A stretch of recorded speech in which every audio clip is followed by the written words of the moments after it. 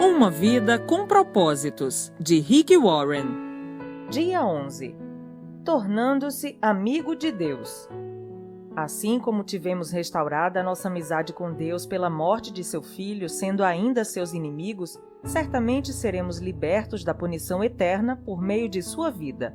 Romanos, capítulo 5, versículo 10. Deus quer ser seu melhor amigo. Seu relacionamento com Deus tem diversos aspectos. Deus é seu autor e criador, Senhor e mestre, juiz, redentor, Pai, Salvador e muito mais. A mais espantosa verdade, porém, é esta: o Deus Todo-Poderoso anseia ser seu amigo. No Éden, vemos o relacionamento ideal entre Deus e o ser humano. Adão e Eva desfrutavam uma amizade íntima com ele. Não existiam rituais, cerimônias ou religião, apenas um simples e terno relacionamento entre Deus e o casal que ele havia criado. Livres de culpas e de medos, Adão e Eva deleitavam-se em Deus e o Senhor tinha prazer neles.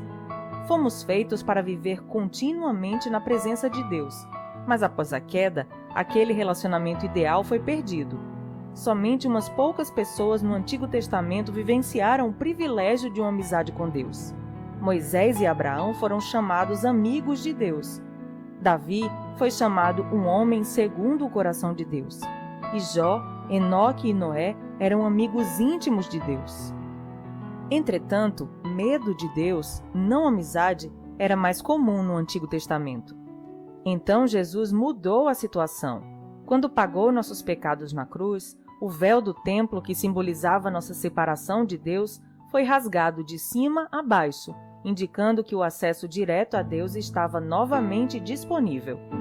Ao contrário dos sacerdotes do Antigo Testamento que precisavam passar horas se preparando para encontrar com Deus, hoje podemos entrar na presença dele a qualquer instante. A Bíblia diz: podemos agora exultar em nosso novo e maravilhoso relacionamento com Deus. Tudo por causa do que nosso Senhor Jesus Cristo fez por nós, tornando-nos amigos de Deus. Isso está em Romanos, capítulo 5, versículo 11. Ter amizade com Deus só é possível por causa da graça dele e do sacrifício de Jesus. Tudo isso é feito por Deus, o qual, por meio de Cristo, nos transforma de inimigos em amigos dele. 2 Coríntios, capítulo 5, versículo 18. Um antigo hino diz: em Jesus, amigo temos. Mas, na verdade, Deus nos convida a desfrutar a amizade e a companhia das três pessoas da Trindade: nosso Pai, 1 João capítulo 1, versículo 3, o Filho, 1 Coríntios capítulo 1, versículo 9, e o Espírito Santo, 2 Coríntios capítulo 13, versículo 14. Jesus disse: já não os chamo servos, porque o servo não sabe o que o seu senhor faz. Em vez disso, eu os tenho chamado amigos, porque tudo o que ouvi de meu Pai, eu tornei conhecido a vocês. João, capítulo 15, versículo 15. A palavra utilizada para amigo nesse versículo não significa uma relação superficial, mas um relacionamento íntimo e de confiança. A mesma palavra é usada em referência ao padrinho de casamento, lá em João, capítulo 3, versículo 29, e ao círculo de amigos íntimos e de confiança de um rei. Em uma corte, os servos devem manter distância do rei, mas o círculo de amigos de confiança desfruta sua proximidade, bem como o acesso direto a ele e a informações confidenciais. Que Deus me queira como amigo íntimo é difícil de entender, mas a Bíblia diz: ele é Deus que zela com todas as forças pelo relacionamento que mantém com você. Êxodo, capítulo 34, versículo 14. Deus deseja muito que o conheçamos profundamente. Na verdade, ele planejou o universo e orquestrou a história, incluindo os detalhes de nossa vida, para que nos tornássemos seus amigos. A Bíblia diz: ele fez as criaturas, nenhuma criatura o fez. Começando do nada, ele fez toda a raça humana e criou a terra habitável, com muito espaço e tempo para uma vida em que pudéssemos buscar Deus, e que, em vez de ficar tateando na escuridão, pudéssemos de fato encontrá-lo. Atos, capítulo 17, versículos 26 e 27. Conhecer e amar a Deus são nosso maior privilégio, e sermos conhecidos e amados é o maior prazer de Deus. Ele diz: se alguém quiser se orgulhar, que se orgulhe de me conhecer e de me entender. Estas são as coisas que me agradam. Jeremias, capítulo 9, versículo 24. É difícil imaginar como é possível uma amizade íntima entre um Deus perfeito, invisível e onipotente e um ser humano limitado e pecador. É mais fácil compreender um relacionamento de mestre para servo, de criador para criatura, ou mesmo de pai para filho. Mas o que quer dizer o fato de Deus me querer como amigo? Olhando a vida dos amigos de Deus na Bíblia, aprendemos 6 segredos para ter amizade com Deus. Faremos um exame de 2 desses segredos neste capítulo e de 4 no próximo. Tornando-se amigo de Deus por meio do diálogo constante. Você jamais cultivará um relacionamento íntimo com Deus apenas indo à igreja uma vez por semana ou mesmo observando um período de busca diária. A amizade com Deus é construída quando compartilhamos com Ele todas as nossas experiências. É lógico que é importante estabelecer o hábito de um momento diário consagrado a Deus, mas Ele quer mais que um compromisso na sua agenda. Ele quer ser incluído em todas as atividades, todas as conversas, todos os problemas e até mesmo em todos os pensamentos. Você pode manter uma conversa contínua e ilimitada com Ele ao longo do dia, conversando sobre o que quer que você esteja fazendo ou pensando em cada momento. Orem continuamente. 1 Tessalonicenses, capítulo 5, versículo 17. Significa conversar com Deus enquanto faço compras, dirijo, trabalho ou realizo qualquer outra tarefa. Um conceito equivocado bastante comum é o de que passar tempo com Deus significa estar sozinho com Ele. É claro que, seguindo o exemplo de Jesus, você precisa de um tempo a sós com Deus, mas isso se refere somente a uma parte do período que você passa acordado. Tudo o que você faz pode ser passar tempo com Deus se Ele for convidado para participar e você estiver consciente de sua presença. Um livro clássico sobre como desenvolver uma constante conversa com Deus intitula-se A Prática da Presença de Deus. Ele foi escrito no século XVII por Irmão Lourenço, um humilde cozinheiro de um monastério francês. Irmão Lourenço era capaz de tornar as mais banais e insignificantes tarefas, como preparar refeições e lavar pratos, em atos de louvor e comunhão com Deus. A chave para uma amizade com Deus, dizia ele, não é mudar o que você faz, mas sim mudar sua atitude em relação ao que faz. Ou seja, o que você normalmente faz por você mesmo, comece a fazer por Deus. Comer, tomar banho, trabalhar, relaxar ou jogar o lixo fora. Nos dias de hoje, é frequente sentirmos a necessidade de escapar da rotina para adorar a Deus, mas isso se deve ao fato de que não aprendemos a praticar sua presença todo o tempo. Irmão Lourenço achava fácil adorar a Deus nas tarefas comuns da vida. Ele nunca precisou participar de retiros espirituais especiais. Esse procedimento é o ideal para Deus. No Éden, a adoração não era um evento no qual se comparecia, mas uma atitude permanente.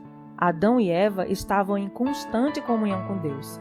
Como o Senhor está com você durante todo o tempo, nenhum outro lugar é mais próximo dele que o lugar onde você está nesse momento. A Bíblia diz: Ele comanda todas as coisas, está em todos os lugares e em todas as coisas. Efésios capítulo 4, versículo 6. Irmão Lourenço também cultivava o hábito de fazer continuamente orações curtas e informais ao longo do dia, em vez de tentar realizar longos períodos de orações complexas.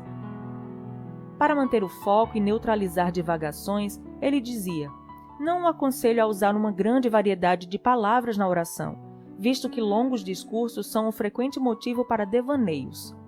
Numa época em que a concentração é difícil, a sugestão para manter a simplicidade, feita há mais de 4 séculos, reveste-se de especial importância. A Bíblia diz: orem o tempo todo. 1 Tessalonicenses, capítulo 5, versículo 17. Como isso é possível? Uma forma é utilizar orações sussurradas ao longo do dia, como têm feito muitos cristãos ao longo dos séculos. Escolha uma frase curta que possa ser repetida a Jesus num sussurro. Tu estás comigo, recebo tua graça, dependo de ti, quero conhecer-te, pertenço a ti, ajuda-me a confiar em ti. Você também pode usar uma frase bíblica curta. Para mim, o viver é Cristo. Nunca me abandonarás. Tu és o meu Deus. Faça essas orações com a maior frequência possível, de modo que fiquem profundamente arraigadas no seu coração. Apenas se assegure de que sua motivação é honrar Deus, não controlá-lo. Praticar a presença de Deus é uma habilidade, um hábito que você pode desenvolver. Assim como os músicos praticam escalas diariamente a fim de executar belas músicas com facilidade, você deve se disciplinar a pensar em Deus em diversos momentos do dia. Você precisa treinar a mente para se lembrar de Deus. A princípio, será necessário criar lembretes que restabeleçam regularmente a consciência de que Deus está com você naquele momento. Comece colocando lembretes visuais por perto. Você pode escrever pequenos bilhetes, dizendo: Deus é comigo e por mim nesse exato momento. Os monges beneditinos utilizam o soar de um relógio, que os lembra de hora em hora que devem parar e fazer a liturgia das horas. Se você tem um relógio ou um telefone celular com alarme, pode proceder da mesma forma. Em alguns momentos, você sentirá a presença de Deus, em outros não. Se você está buscando a experiência da presença de Deus por meio de tudo isso, então não compreendeu o que estou falando. Não louvamos a Deus para nos sentirmos bem, mas para agir bem. Seu objetivo não é uma sensação, mas a consciência constante da realidade da presença constante de Deus. Esse é o estilo da vida de adoração. Por meio da meditação contínua. A segunda forma de estabelecer amizade com Deus é pensar em sua palavra durante todo o dia. Isso é o que chamamos meditação, e a Bíblia nos exorta repetidamente a meditar sobre quem Deus é, o que Ele fez e o que Ele disse. É impossível ser amigo de Deus sem saber o que Ele diz. Você não pode amar a Deus a não ser que o conheça, e não pode conhecer sem conhecer sua palavra. A Bíblia diz que Deus se revelou a Samuel por meio de sua palavra. Isso está em 1 Samuel, capítulo 3, versículos de 2 a 21. E até hoje Deus utiliza esse método. Embora você não possa passar o dia inteiro estudando a Bíblia, é possível pensar nela ao longo do dia, recordando os versículos que leu ou memorizando-os e refletindo sobre eles. A meditação é frequentemente mal interpretada como se fosse um ritual complicado e misterioso, praticado por pessoas místicas e por monges em clausura. Meditar é simplesmente concentrar os pensamentos, habilidade que pode ser desenvolvida por qualquer pessoa e posta em prática em qualquer situação. Quando você pensa repetidamente em determinado problema, isso é preocupação. Quando você pensa repetidamente na palavra de Deus, isso é meditação. Se você sabe se preocupar, então já sabe meditar. Basta que desvie a atenção de seus problemas para os versículos bíblicos. Quanto mais você meditar na palavra de Deus, menores serão suas preocupações. Deus considerava Jó e Davi amigos íntimos pelo fato de eles valorizarem a palavra acima de qualquer coisa e meditarem nela o dia todo. Jó reconheceu: dei mais valor às palavras de sua boca do que ao meu pão de cada dia. Jó, capítulo 23, versículo 12. Davi disse: como eu amo a tua lei, medito nela o dia inteiro. Salmos 119, versículo 97. E as obras de Deus estão constantemente em meus pensamentos. Não consigo parar de pensar nelas. Salmos 77, versículo 12. Amigos dividem segredos, e Deus irá compartilhar os segredos dele com você se você desenvolver o hábito de meditar em sua palavra do início ao fim do dia. Deus contou seus segredos a Abraão e fez o mesmo com Daniel, Paulo, os discípulos e outros amigos. Veja Gênesis capítulo 18, versículo 17, Daniel capítulo 2, versículo 19 e 1 Coríntios capítulo 2, versículos de 7 a 10. Quando você ler a Bíblia ou ouvir um sermão, não cometa o erro de simplesmente guardá-la e continuar com sua vida. Desenvolva o hábito de revisar a verdade em sua mente, pensando continuamente nela. Quanto mais tempo você repassar o que Deus disse, maior será a sua compreensão dos segredos dessa vida, que muitas pessoas deixam escapar. A Bíblia diz: o Senhor é amigo chegado de quem o respeita e lhe obedece. A essas pessoas, ele revela os segredos de seus planos. Salmos 25, versículo 14. No próximo capítulo, Veremos outros 4 segredos sobre o cultivo da amizade com Deus, mas não espere até amanhã. Comece ainda hoje a praticar um diálogo permanente com Ele e a meditar continuamente em Sua palavra. A oração permite que você fale com Deus. A meditação permite que Deus fale com você. Ambas são essenciais para quem quer se tornar amigo do Senhor. Dia 11. Pensando sobre meu propósito de vida. Tema para reflexão: Deus quer ser meu melhor amigo. Versículo para memorizar: O Senhor é amigo chegado de quem o respeita e lhe obedece. Salmos 25, versículo 14. Pergunta para meditar: O que posso fazer para me lembrar mais vezes de Deus e falar com Ele mais frequentemente ao longo do dia? Até o próximo áudio.